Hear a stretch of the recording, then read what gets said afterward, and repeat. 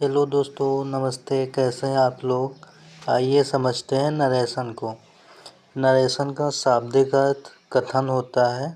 Narration का निर्माण narrate शब्द से होता है।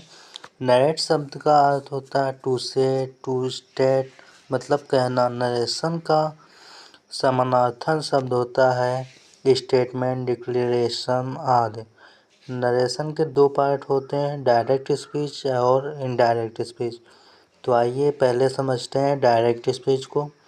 जब कोई श्रोता किसी वक्ता के स्टेटमेंट को वक्ता के शब्दों में ज्यों का त्यों लिख दिया जाता है। यहाँ पर श्रोता मतलब सुनने वाला, वक्ता मतलब कहने वाला।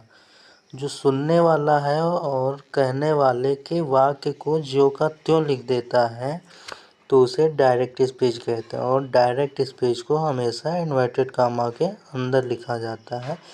जैसे एग्जाम्पल में है, Shweta said comma inverted comma I am busy. तो यहाँ पर श्वेता के ही शब्दों में यह वाक्य लिख दिया गया है। He said comma inverted comma I write a letter. तो यहाँ पर भी जिसने यह सेंटेंस कहा है उसी के शब्दों में लिख दिया गया। डायरेक्ट स्पीच के दो भाग होते हैं, रिपोर्टिंग वर्ब और रिपोर्टेड स्पीच। रिपोर्टिंग वर्ब को रिपोर्टिंग स्पीच भी कहा जाता है। डायरेक्ट स्पीच का वह भाग जो इन्वर्टेड कामा के बाहर लिखा जाता है वह कामा के पहले लिखा जाता है। जैसे he said comma inverted comma I am hungry. तो यहाँ पर ही सेड या इन्वर्टेड कामा के बाहर मतलब पहले लिखा गया है, तो यह रिपोर्टिंग वर्ब है। और रिपोर्टिंग वर्ब में प्रयुक्त वर्ब को रिपोर्टिंग वर्ब कहते हैं तथा सब्जेक्ट को रिपोर्टर, ऑब्जेक्ट को the object of reporting verb कहा जाता है। जैसे नीचे एग्जाम्पल में, Mohan said to Sohan comma inverted comma I help you. तो यहाँ पर मोहन सब्जेक्ट है इसलिए इसको रिपोर्टर कहा जाएगा। सेड टू रिपोर्ट वर्ब है तो इसलिए इसे रिपोर्टिंग वर्ब। सोहन ऑब्जेक्ट है इसलिए इसे रिपोर्टिंग वर्ब का ऑब्जेक्ट कहा जाएगा। फिर रिपोर्टेड स्पीच है। डायरेक्ट स्पीच का वह भाग होता है जो इन्वर्टेड कामा के अंदर लिखा जाता है, मतलब कामा के बाद लिखा जाता है। तो इसमें रिपोर्टिंग स्पीच के वर्ब को verb of the reported speech कहते हैं। एग्जाम्पल में he said comma inverted comma I am hungry.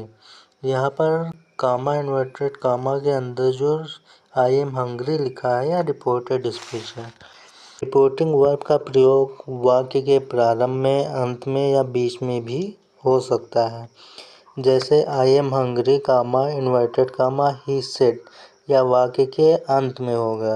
और वाक्य के प्रारंभ में he said comma inverted comma I am hungry, और वाक्य के बीच में because you are my neighbour. अब आइए समझते हैं नरेशन के दूसरे पार्ट को, इनडायरेक्ट स्पीच।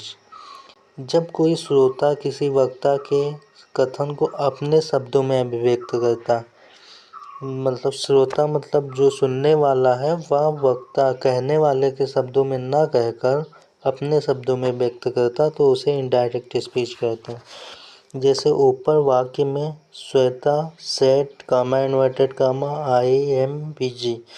तो यहाँ पर श्वेता के शब्दों में ना कहकर वह अपने शब्दों में कहा है। Shweta said that she was busy.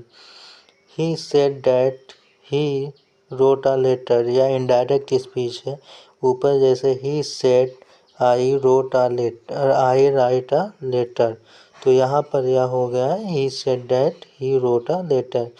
यहाँ पर उसके वक्ता के शब्दों में ना कहकर अपने शब्दों में कहा गया है। तो आपको वीडियो कैसा लगा? अगर अच्छा लगा है तो कमेंट कीजिए और लाइक एंड सब्सक्राइब कीजिए।